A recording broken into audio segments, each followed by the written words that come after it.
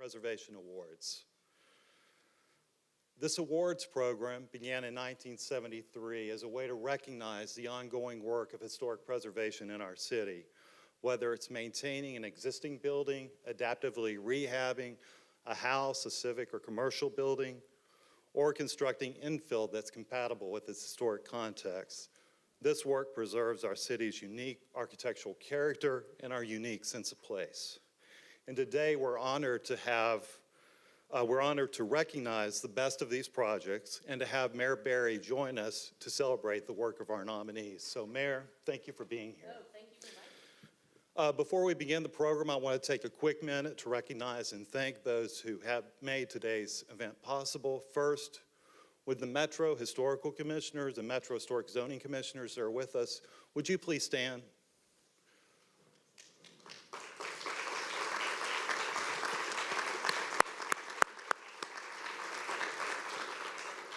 Thank you. Our two commissions, they volunteer their time and energy and they provide guidance and support to staff, and we truly appreciate their service. Next, I want to recognize Historic Nashville Incorporated. If there are board members from H&I, would you please stand?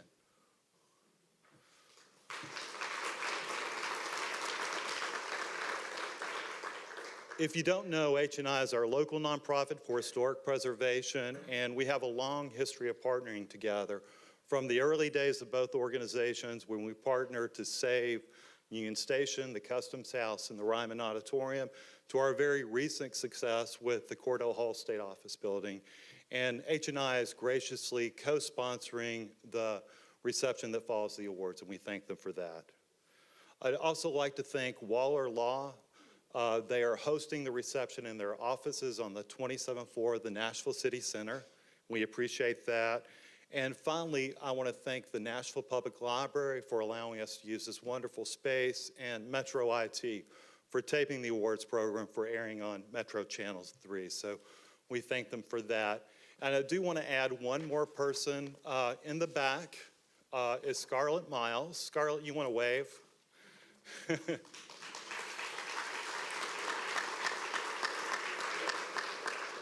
Scarlett is in charge of the awards program, and she's spent, I can't tell you how many untold hours and angst over the last month pulling this together, and she's done a great job, and we truly appreciate that. Thank you, Scarlett.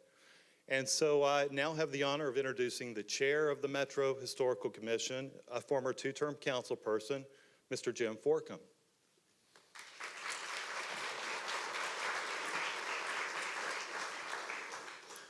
Thank you and welcome to another Preservation Award ceremony. I was basically talking to the mayor. I'm kind of out of sorts a little bit today. My wife's going to Land Between the Lakes for the next few days with about 70 kids from Warner School, so I'm fending for myself.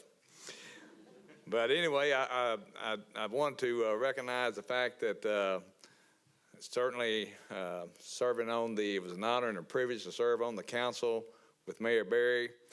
I've always said that, you know, we've had a run of good mayors. I won't name all of them, but the last few have been really good, and we've really got a good one now. So we're fortunate to have her as our mayor, and good things are happening in our city.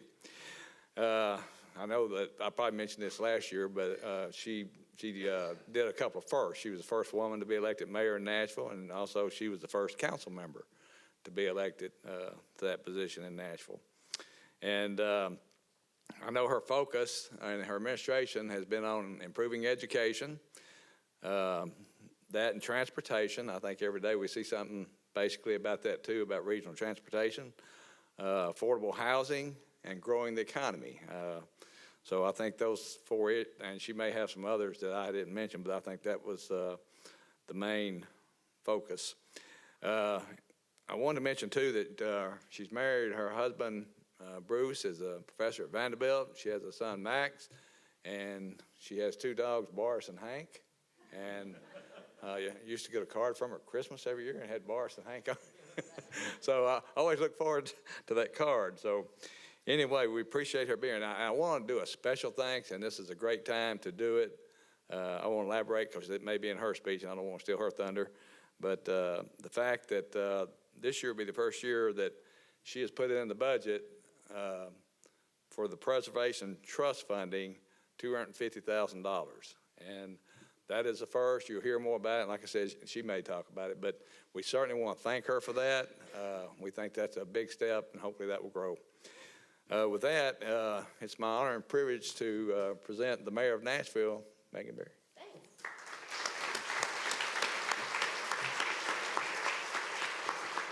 Well, it is a pleasure to be with you today. I started my day off with Jim's wife. We did a walk to school from Casey Homes over to Warner, and those 70 kids that are going to spend their time with Jim's wife this week we're very, very excited. And she's done this for 30 years, so she knows what she's doing. You look a little shell-shocked that she's leaving, but I think it'll be all right. There are a couple of other elected officials I'd like to recognize who are with us today. We have Vice Mayor David Briley is with us. Vice Mayor. We have Council Member Larry Hager and Council Member Brett Withers are with us. And as Jim said, we also have folks who have served in the past, which has set us in a really good place for the future. Obviously, Councilmember Jim Forkin served for a long time on the Metro Council and always brought a very clear and concise voice and was very passionate about historic preservation. And we also have former Councilmember Eileen Behan is with us as well. And we also have former Councilmember Michael Craddock, who I had the pleasure of serving with as well. It is budget time, so I always want to ask, have I missed any council members? Okay, good. I want to thank Tim Walker. He has done an extraordinary job as the director of the Historical Commission, and he continues to work every day to make sure that we are preserving the beautiful and historic structures that we have in Nashville. And it's so important that we recognize how those structures are saved, preserved, and changed, and that's so much of what these preservation awards are about tonight. I also want to give a shout out to Brian Tibbs, who is also the chair of the Historic Zoning Commission. I'm not sure if Brian's here, I haven't seen him, but he also does a great job. And I also, before I go any further today, I just want to recognize one of today's award winners. He couldn't be here today, but Jim Fyke. Jim Fyke is absolutely an institution in Metro, and he's an amazing man. He's a wonderful public servant. Our city could not have asked for a more dedicated person to lead our parks department and shepherd all these resources and facilitate that for over 25 years. And I want to thank Jim, and I know his wife Becky is here with us this afternoon, and we just want to recognize Jim for a second, so please give him a round of applause. So since going all the way back to 1973, the Metro Historical Commission has recognized more than 400 properties through the Preservation Awards program. And today, 11 more, plus 2 honorable mentions, are going to join that very prestigious list. The nominees for 2017 represent 10 different council districts across our great city, and many of the projects are located in preservation hotspots where neighborhood conservation, historic preservation, or historic landmark zoning overlays are in place. However, there are several projects in neighborhoods beyond just these protected districts. The nominated projects include preserved and restored cemeteries, an adaptive reuse of a historic house and a former fire hall for commercial use, renovations to a beloved community landmark, which also happens to be my favorite theater in town, the Belcourt, not to mention the numerous infill projects and historic homes that have been lovingly renovated by their owners. I am proud to say that I have a historic preservation plaque on my own home, which received the award for infill back in 1999. It was a new home designed to look old back then. Now it's actually old, but it was new back in 1999. And one of the wonderful things that I learned when I became mayor of the city is that one of the perks that you get is that you get to be buried in the city cemetery, which is a place where I go and spend a lot of time walking around, and it's a beautiful place of solace, and it's wonderful. So don't run because you can get buried in the cemetery, but it's a really great perk. Some days I feel like some people would like to see me there sooner than later, but so collectively, these historic properties help tell Nashville's very unique story. From the John Bell birthplace and the home on Barnes Road in Antioch to the Hyde-Stevens House on Hyde's Ferry Pike, which once used to house the James Gang, to the historic Microglia and Morris Shane cemeteries that are the resting places of some of our very earliest residents, and to the hard-working Omohundro water treatment plant, which is a beautiful design that is so amazing because it still functions today with its first utility of being our great water treatment plant, to the former fire hall of Engine Company number 18, which is over on Gallatin Pike. We want as many of these historic structures as possible to be preserved and saved, because we know if we lose these sites, we lose a big piece of Nashville. I took a walk earlier this week out at Two Rivers Mansion, another beautiful historic place that needs significant investment as we think about how we need to preserve these places. And just this morning, I was at the Ryman Auditorium. We celebrated the 125th anniversary of the Ryman Auditorium today. Last year, 560,000 people came through the doors of the Ryman Auditorium. That's pretty incredible. It's even more incredible to think that at one point, 20 years ago, it was just this close to the wrecking ball. And I know that many people in this room stepped up to make sure that that didn't happen. And I know that we don't want that to happen to any other iconic venue, so we have to be vigilant. We have to make sure that we are making sure that we have those private-public partnerships, and we have to make sure that these buildings don't just remain, but they also thrive and they change to accommodate the change that is happening in Nashville. Belcourt is a great example of that. I think about that as an opportunity where we have this historic place on the inside and you still have that feel of a historic theater, but on the outside it is adapted to its neighborhood and it is still part of the very great fabric that is Nashville. So that is why, as Jim mentioned earlier, I recommended in Metro's operational budget this year to have a grant program. That grant program is so that property owners can access capital for historic preservation. One of the things that we've heard often is that we are unable to preserve properties because they don't have access to some of those funds. We need to have that available so that they can then leverage those funds to turn it into more funds. And I use the Barnes Fund for affordable housing as an example. The Barnes Fund that we have funded, even though we put $10 million into that, they were able to take that and leverage that into $55 million. So I know we're gonna start small with the $250,000, but I wanna leverage that into more, and I want to grow this over the years to come. So this is just the beginning of what I hope to be a very iconic program for us. So I appreciate everything that you all do. Nashville just wouldn't be the same without all these beautiful spaces, and look what we've been able to do as a community. And so please keep it up, and in advance, congratulations to all the honorees, to this year's winners, and to our honorable mentions.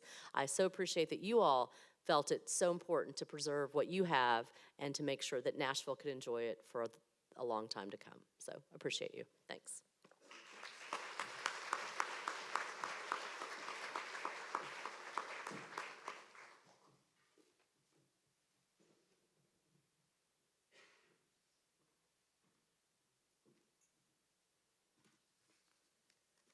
All right, well, good afternoon, everybody, and welcome again. I'm Blythe Simmer, and it's been my pleasure to serve as a judge for this year's Preservation Awards, along with Minnie Bell and Nick Dryden. And before we get started, we want to commend all of the nominees. It's clear that there is a lot of great preservation work taking place across Davidson County. Of course, that meant the process of judging these projects was not an easy task for us. But when we reviewed the projects and visited them in person, learning more about the context and the details of the work, some projects stood above the rest, and those are the ones we're going to be recognizing this evening. So as I read each honorable mention or winning project's name, will everyone associated with that project please stand and come to the stage on the center, by either of the center steps, and I'll describe the project as you come forward. So we'll begin with the residential category. Here are the nominees.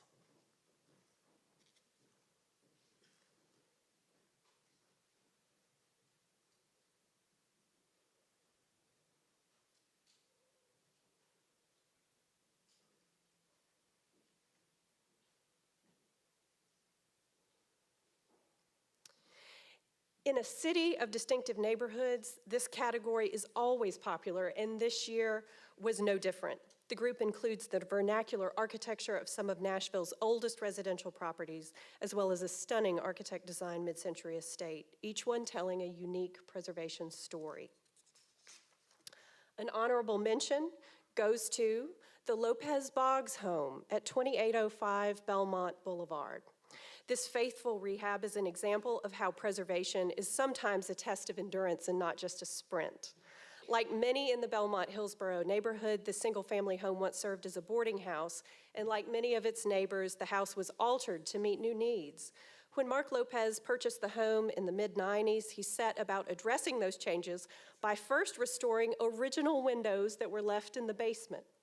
Since then, over the years, rooms have been updated with careful attention paid to restoring original details, including woodwork. Mark did much of the work himself, but also enlisted the help of Jim Thompson, who designed the garage, and Michael Ward of Allard Ward Architects, who designed the screened-in porch. We really admire the sympathetic, almost invisible rear addition to the home. Great job.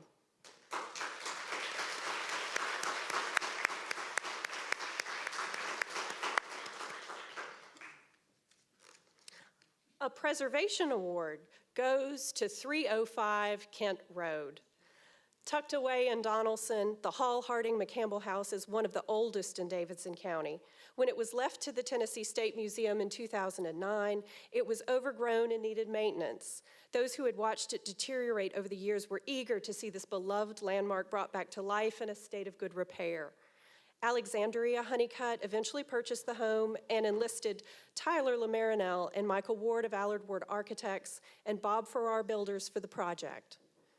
Collapsing 1960s rear additions were removed and replaced with a new addition carefully designed to prevent additional negative impacts to the original structure. Exterior brick was restored but not scrubbed clean, so it will continue to show signs of age. All interior original millwork, stair parts, paneled window jambs, window sashes, and doors were restored. We're glad to see that the house has landed in good hands and will have a long future ahead of it as a historic landmark overlay district. This is a true preservation story, not just a project, and the team did a terrific job. Nice work.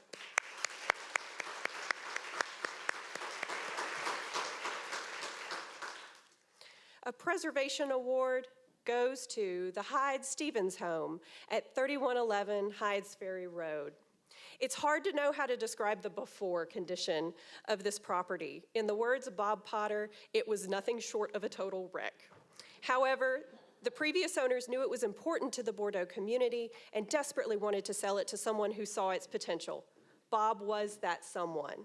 He and his team at Kudzu Homes knew the house could be amazing again, and it is. As one of us said, this is one of those projects that just makes you feel something. The team did an excellent job retaining as many historic materials as possible, including windows, exterior siding, and even the existing floor plan. The meticulous attention to detail is obvious, and equally impressive is the research that team member Rachel Swan-Potter completed to help trace the history of the home's owners and occupants, such as Frank and Jesse James. The project has generated excitement in the Bordeaux community and among descendants of the Hyde and Stevens families, and another amazing preservation story.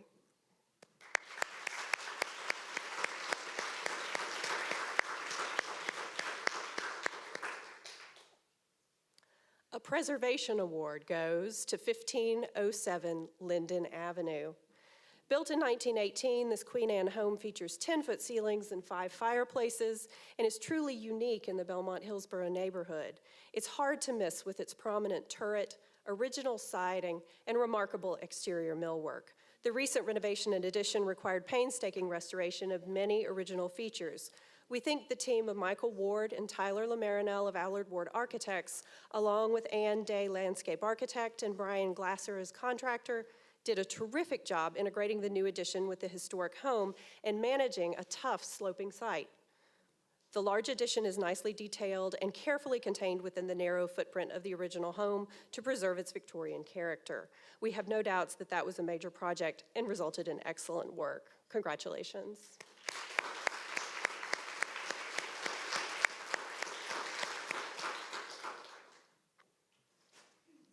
And a Preservation Award goes to Truxton Place.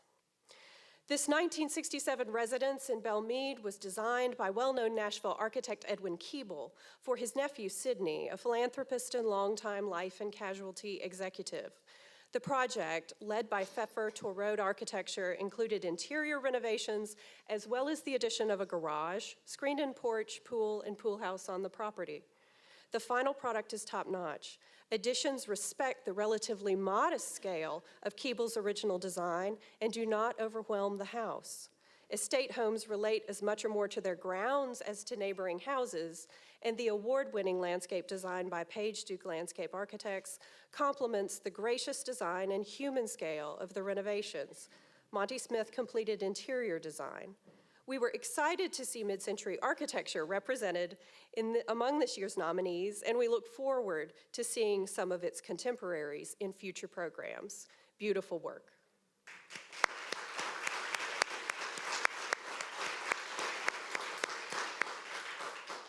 Congratulations to all of our winners in the residential category. And now, Commissioner Mccampbell will continue with the next group of awards.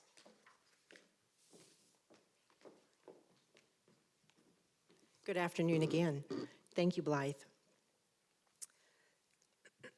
And now to the category of monuments and memorials. In recent years, the Preservation Awards program took note of the restored cemeteries, monuments, stone walls, and other projects that are worthy of consideration, but that don't quite fit in the program's long-standing categories for architecture.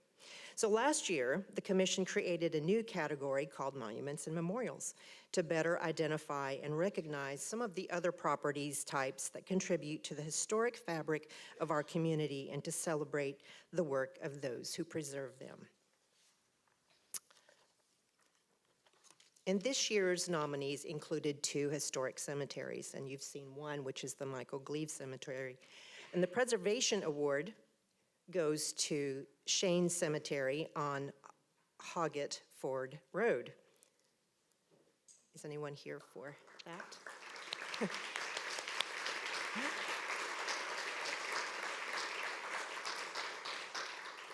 This preservation story is about partnerships. First, 2 chapters of the Daughters of the American Revolution, General Daniel Smith's Rock Castle, and Fort Nashborough combined forces to organize, finance, and manage the restoration of this historic cemetery. They, in turn, turned to the local Boy Scout Troop 777, love that number, in Hermitage for assistance. Charles Giroux selected the cemetery as his Eagle Scout project and enlisted his troop to help clear the site and install posts in the corners and entrance. After that, the team hired archaeologist Dan Allen to map the cemetery and reset head and footstones. Through this work, Dan located over 30 graves and identified the stones of Morris and Phoebe Shane, who purchased land on the Stones River from Phoebe's father in 1790. The cemetery is right on the edge of Hoggett Ford Road, and the precarious location of Morris Shane's marker from 1821 remains a constant concern. So clearing the site and identifying all the graves is critical to preserving this early Davidson County cemetery. Well done, preservationists.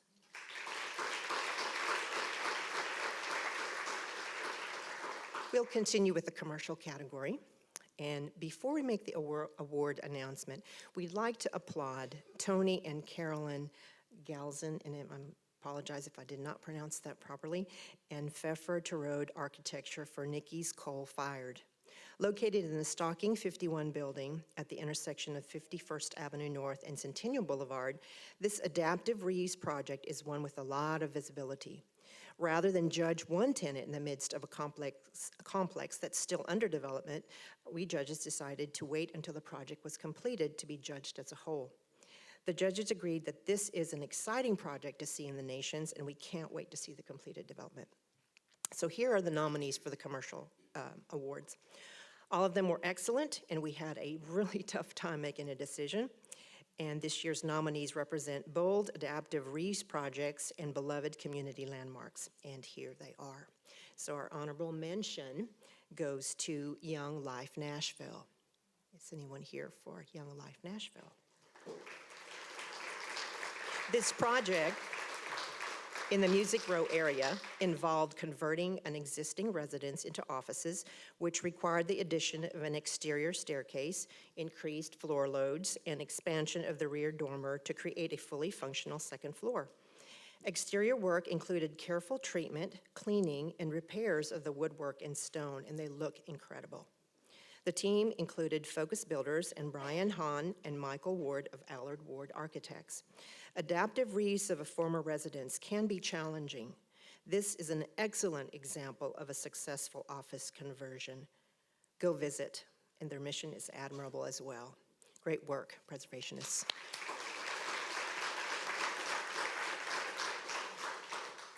A preservation award goes to the Station Historic Fire Hall for Engine Company number 18.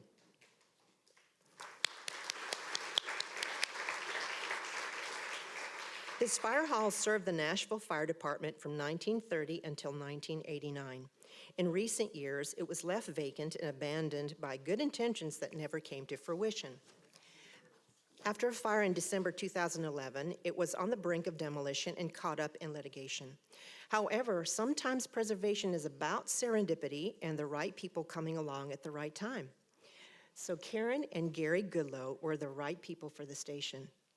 Along with their team, architect Karina Young, A&M Builders, Wynn Engineers, and Cartwright Engineers, they took on the enormous task of rescuing a beloved community landmark and adapting it to new use as an office and retail space.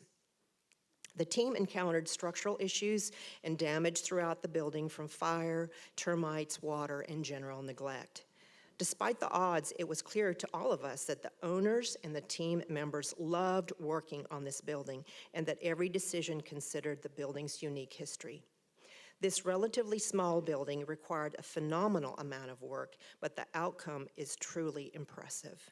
Go visit. Excellent renovation preservationists again.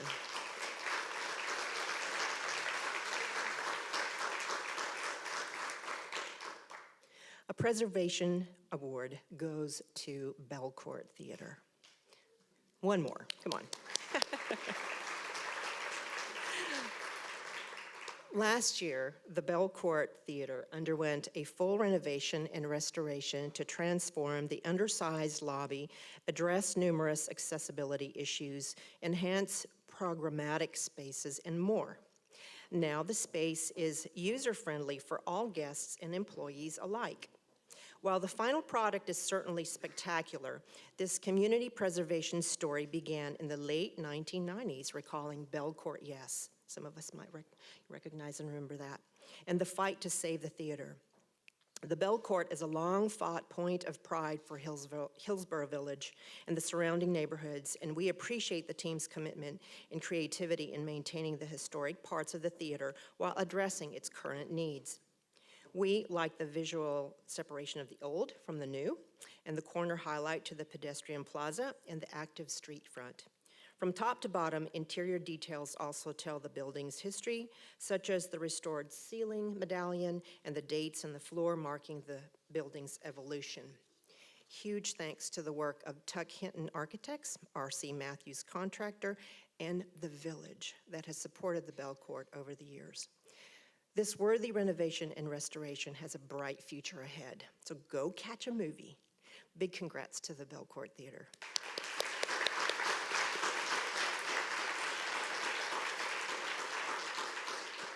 Congratulations and thank you all nominees for your diligence and commitment to be a preservationist.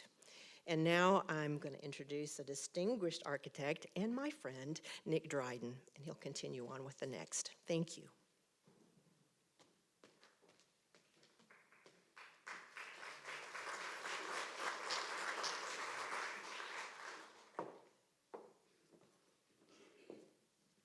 Thank you, Monet.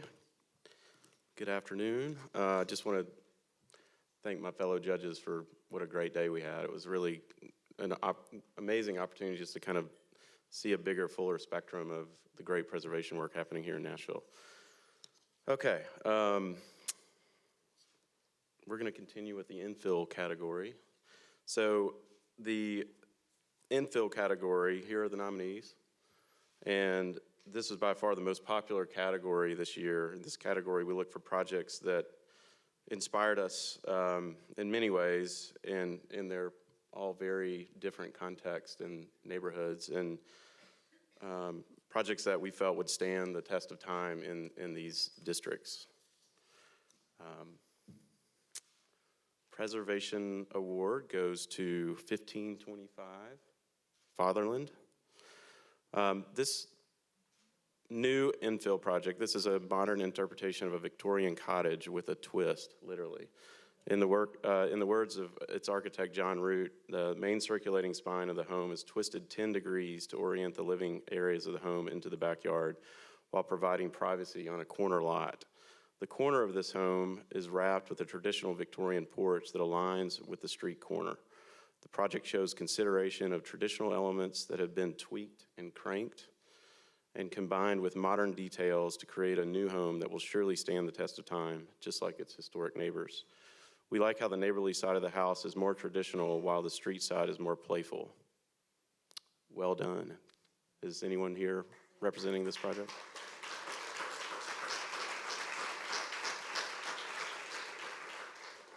We will accept this in their behalf.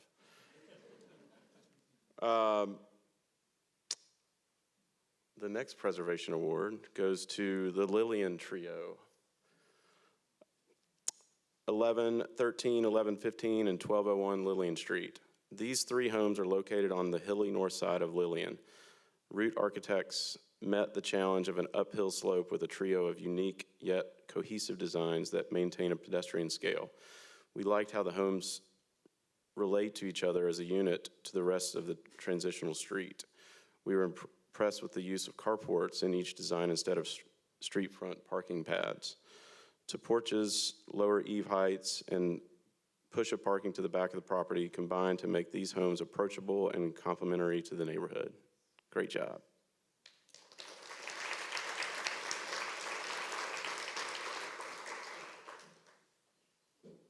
We'll pick that one up for them as well.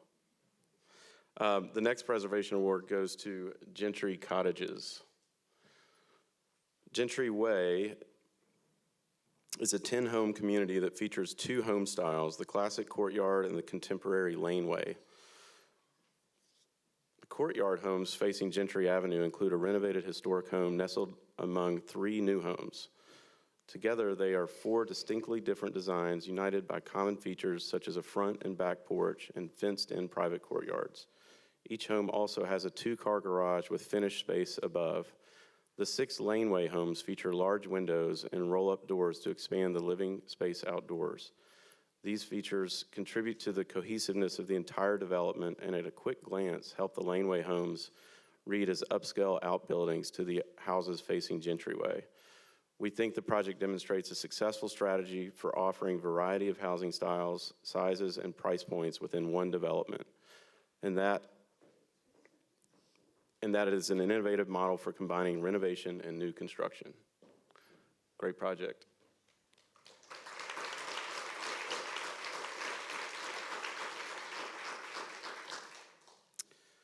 And finally, we will conclude with the industrial and engineering category. This category had one nominee, but probably one of the more exciting projects, I think, to be able to see. And I think if anybody ever has the opportunity to tour this facility, it's quite a treasure. Preservation Award goes to Omohundro Water Treatment Plant.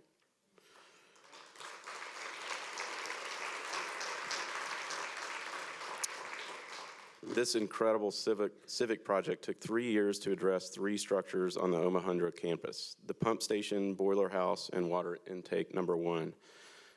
It's amazing to think that these historic buildings, the oldest ones dating from 1888, do a tremendous amount of work on a daily basis, and they have carried our city through some of its greatest challenges, including the flood of 2010. However, without proper maintenance, an integral part of preservation, they could not perform at their best. We applaud Metro Water Services for making the investment in Omohundro, for being a model for the preservation of historic municipal structures. Every step of this project has been deliberate, and each choice has honored the industrial history of the complex and the specific function of each building. Highlights of the project include new clay tile roofs, cleaned and repointed exterior masonry, including a delicate underwater treatment for the intake building and restored steel frame windows. While little changed with the function of the pump station and water intake, the boiler house has been transformed into a dynamic office building that highlights its early history and features several artifacts such as the coal hopper system. Amazing, amazing project. Congratulations.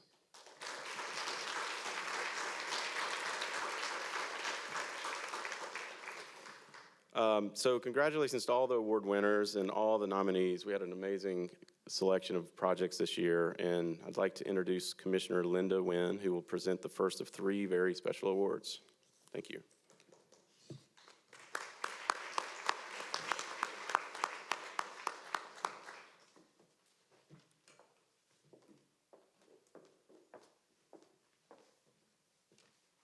Good afternoon. I'm Linda Wynn, as you were told, and I'm a member of the Metro Historical Commission. I work with the Tennessee Historical Commission, and it is my honor to recognize Jim Fyke with the 2017 Achievement Award. The commission presents this award in recognition of extraordinary leadership in preserving Nashville's history, either through research and writing history or through advocacy and raising public awareness of history and preservation. While Jim has been recognized nationally and regionally for his parks and recreation work, today we want to recognize his important role in preserving so many of our community's most beloved historic sites and the ways in which he supported the Historical Commission. Jim joined Parks Department during a pivotal time. Locally, the Metropolitan government was brand new, while nationally, the historic preservation movement was beginning to gain speed. By the time he was named director of the Metropolitan Board of Parks and Recreation in 1978, the Metropolitan Historical Commission was over a decade old and making significant progress in the work to document, preserve, promote Nashville's historic resources, including those owned by local government. Metro's Park Department is responsible for some of the city's most significant historic properties, and all require care and treatment above and beyond a Parks Department's typical scope. From this challenge, a partnership grew between Parks and the Historical Commission. During Jim's tenure, the departments worked together on the rehabilitation of 2 rivers for event use and the Crofts House as a part of the Nashville Zoo, creating a plan for Fort Negley and beginning its stabilization, caring for and protecting the Nashville City Cemetery, preserving and developing a master plan for Warner Parks, finding a use for Sunnyside and Sevier Park, and the biggest project of all, the rehabilitation of the Parthenon.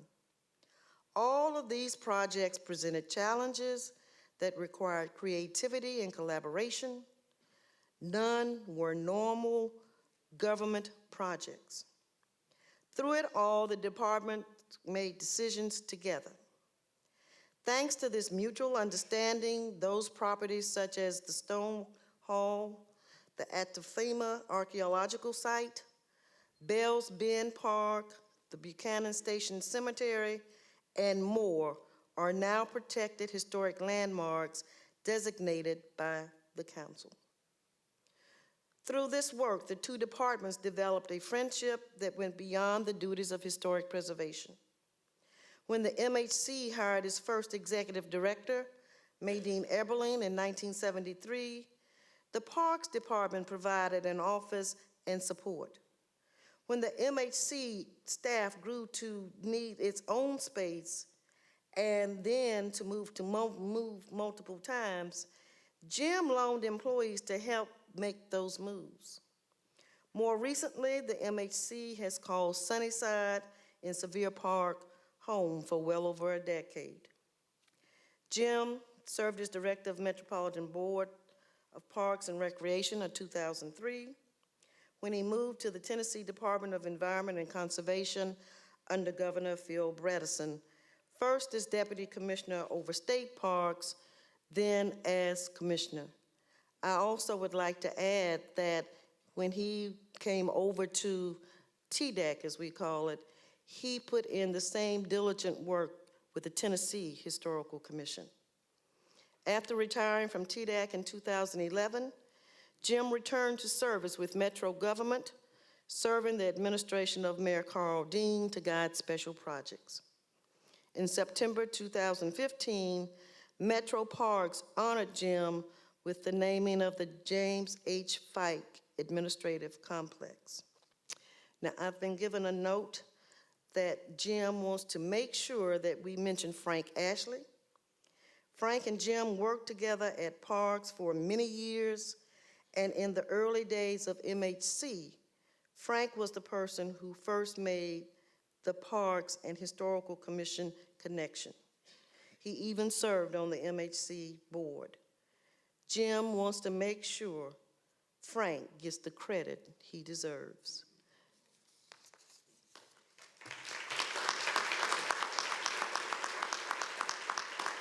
At this time, I would like for his wife to come forward.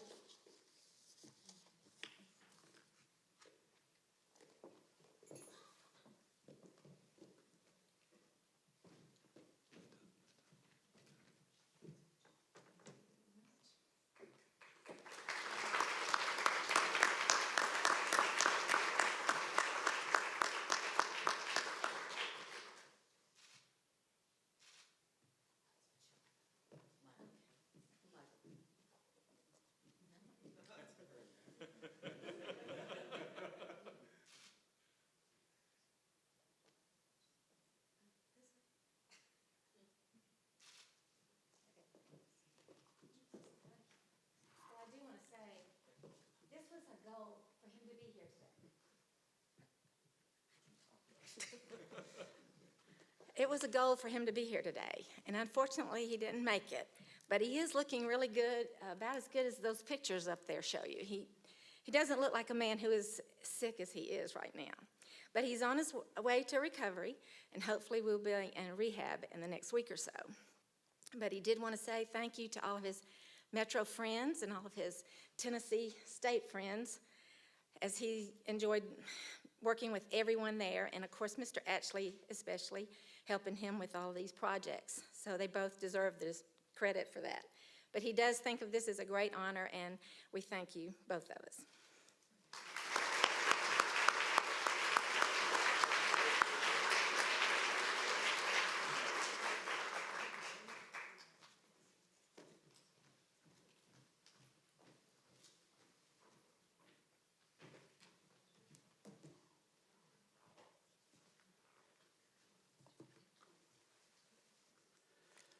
The next award is the Commissioner's Award, and it goes to the Belmont Mansion Association.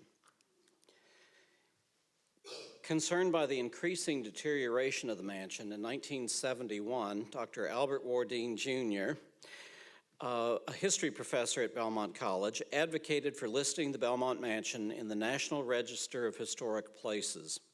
The following year, a group of professors and students from the college formed the Historic Belmont Association with the mission of renovating and furnishing the mansion. The college students formed a student auxiliary in 1973 with Dr. Wardeen serving as one of the first faculty advisors. In July 1976, the mansion was first opened to the public on a limited basis with Mark Brown, then the student auxiliary president, conducting the first visitors through a small number of rooms. The association hired its first full-time director in 1981, and in 1986, Mark Brown returned to Belmont Mansion as director. The Belmont Mansion Association is one of the pioneers of historic preservation in the Nashville community. Since its organization, Belmont Mansion Association has taken on the challenges of collecting and maintaining all interior furnishings, restoring the mansion, and interpreting the mansion. Adelicia Acklin and her family in the life of the 19th century to the general public.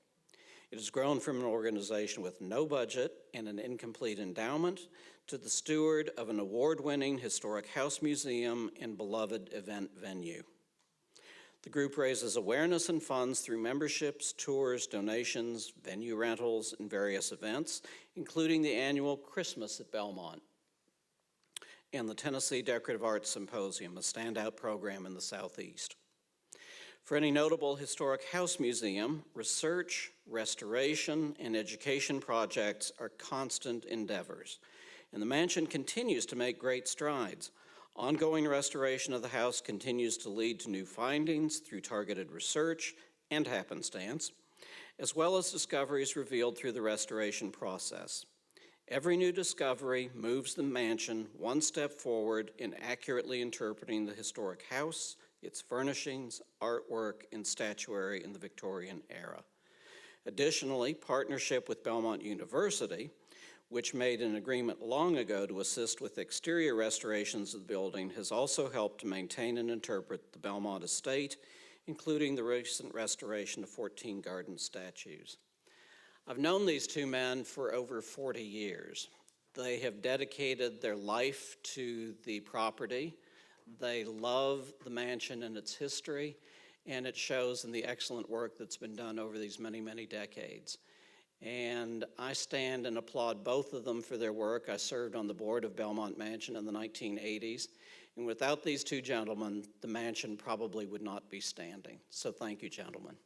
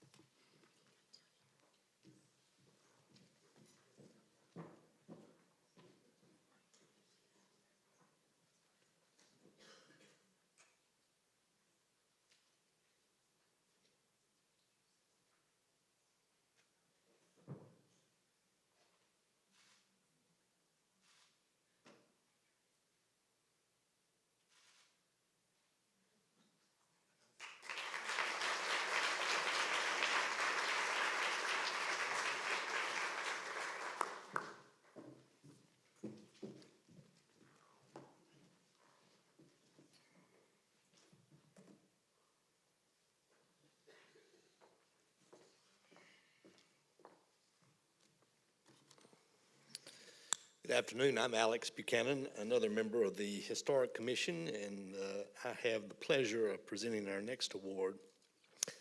Idle curiosity, there is no such thing. Curiosity, whether innocent, prying, or professional, drives historical research. Every chronicler or of noteworthy events must ask questions that produce accurate records. But a good historian is also an artist. Curiosity unfurls the sails of imagination, and imagination is the flagship for our journey towards understanding. Does that sound like I wrote that? I don't think so.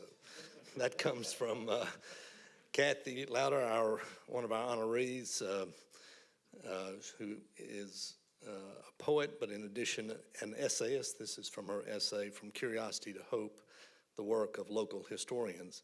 And it is precisely that curious spirit that we recognize today with the Fletch Koch Award. This award honors the extraordinary efforts of Fletch Koch to preserve the history and historic landmarks of Nashville and Davidson County. Recipients are selected for their tenacity, curious spirit, and excellence in historical research, writing, and promotion of Nashville's local history and historic places. 20 years ago, Mike Slate founded the Nashville Historical Newsletter with the mission of fostering an exchange of historical knowledge. He was concerned that without a central place for people to share their knowledge, history and memory would be lost. From the beginning, Mike invited all Nashvillians to submit essays to the publication. Today, the list of newsletter contributors reads like the who's who of local historians, and the table of contents covers topics as diverse as John Crow Ransom, a chronology of Nashville airports, Nashville movie theaters, and Cornelia Fort. Kathy soon joined the team as editor, and together they collected essays and into 2 books, many of these essays are available online through the newsletter's website. Of course, Kathy and Mike, and I might add they're married for those of you who don't know them, have their separate interest. While at Tennessee State Library and Archives, Kathy completed the research and writing for the online exhibit, This Honorable Body, which is a web-based educational program that tells the stories of African-American political leaders in Tennessee during the decades following the Civil War. And the Tennessee Historical Commission recognized the exhibit with a Certificate of Merit in 2014 for its use of well-researched text and seldom seen photographs and other images to engage young as well as adults. Although she has since retired, Kathy has expanded that research to the Greenwood Project with the goal of reconstructing the list of names of those buried in the Greenwood and Mount Ararat cemeteries and honoring one individual each week with a short posted biography. Meanwhile, Mike's focus has been on our early settlement history. I'll have to say that I got to know Mike through email, and I just out of the blue started receiving these emails, and I appreciated his interest. But he has been instrumental in advocating and preserving and protecting Buchanan Station Cemetery. The cemetery is a resting place for Major John and Sarah Buchanan, who settled with family here in the 1780s and 90s at a site on Mills Creek near Elm Hill Pike. Once again, concerned about the loss of our collective history, Mike helped establish a friends group for the cemetery.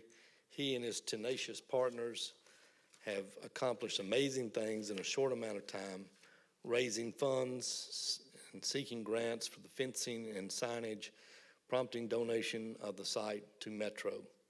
And true to his roots, the Nashville Historical Newsletter features several articles on the Buchanan family, the station, and the cemetery. Please join me in celebrating Kathy Lauder and Mike Slate's award of the Fletch Koch Award.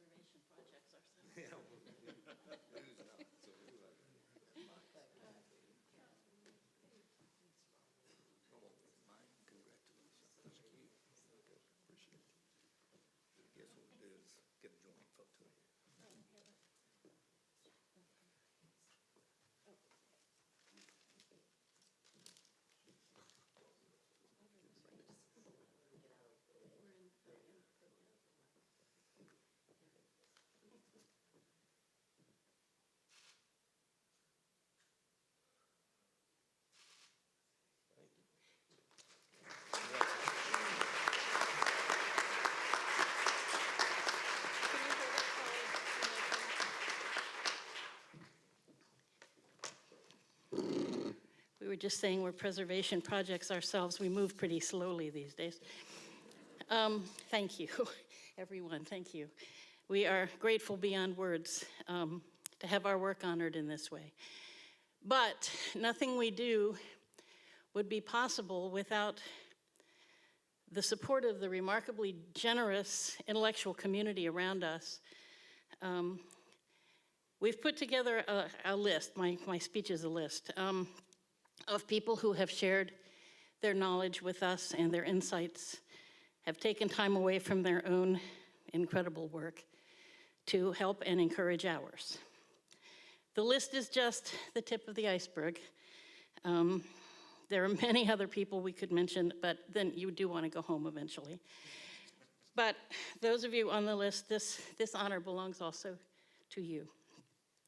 We both made lists. We sat down and made lists, and 5 names showed up on both lists, and they were Amelia Edwards, Fletch Koch, you're going to start nodding out there, I can see this coming, Debbie Cox, Jim Hubler, Carol Kaplan. My list, Dr. Edwin Gleaves, Jean Sugg, Dr. Robert Hunt, Dr. Bobby Levitt, Dr. Wayne Moore, Ronald Peaks, Susan Gordon, Vince McGrath, Eddie Weeks, John Marshall, Representative Steve McDaniel, Representative John DeBerry, Norman Hill, Tanea Kuntz, and the amazing Ed Jones from WNBT.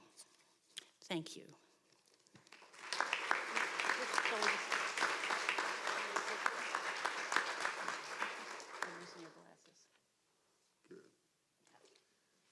Thank you for allowing us to honor and thank a few extra people today. As follows: Dove Price, or Dave Price, Paul Clements, Alan Forkin, Lou Whitworth, Harriet Jewell, Joe Cathy, Dick Davis, Dan Sumner Allen IV, Jim Somerville, Eileen Johns Cornwell, Bill Carey, the late Dr. McWayne Craig, Dr. Reuben Kyle, Dr. Harville C. Eaton, and Tim Walker and staff. That's it. Thanks very much.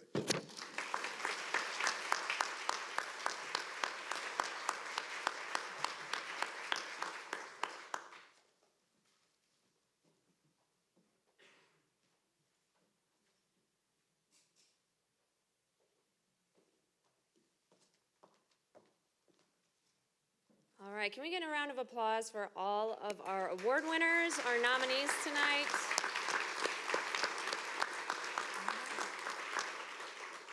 I am Jen Harmon. I am the brand new president of Historic Nashville, Inc., and proud to be that. First of all, on behalf of Historic Nashville, I do want to further thank Mayor Barry for being here tonight and for all of her continued support of protecting our historic properties in Nashville. So thank you very much. I also want to, of course, thank Tim Walker and the Metro Historical Commission for putting on this event tonight and celebrating preservation here in Nashville. But most importantly, I want to thank all of you here tonight, all of our nominees, all of our award winners, and all of you here just supporting preservation. You are the leaders that truly work to keep Nashville unique, which is what Historic Nashville is truly all about. So thank you all for being here and supporting preservation. We work to keep Nashville unique. We promote and preserve the historic places that keep Nashville unique. That is our mission. And we do that through a number of our programs. Many of you might be familiar with our Nashville 9 Most Endangered list. That allows us to bring much needed attention to some of the most endangered properties here in Nashville that we're in fear of losing. And we do that on an annual basis. We also have our preservation easements program that allows property owners to be able to preserve their own home in perpetuity. That goes along with the deed of their property, so they're allowed to do that. We also have our Revolving Fund, and perhaps our most popular program is our Behind the Scenes Tour program. I don't know if any of you are familiar with that, but that is a benefit that we offer to our membership. And you all, I heard somebody talking about tours of Omohundro, the water treatment plant. I also work for Metro Water Services, so I'm very pleased to see that that got an award tonight. But we are doing a Behind the Scenes tour tomorrow of Omohundro. So if you become a member, maybe we'll do another one because it's already sold out. And of course, we help keep Nashville unique by supporting events just like this one. So as Tim said, we are very proud long partners of the Metro Historical Commission, and we're proud to sponsor this event and also co-host the upcoming reception. So with that, I'd like to invite you all to join us at the law offices of Waller at Nashville City Center. I believe, yes, the address is up there, and if y'all look in your programs, the address is up there. I'm sure we will all walk in the same direction, so you can just follow the person in front of you. So with that, thanks all again. Thanks you for coming, and thanks to our nominees and award winners. Congratulations.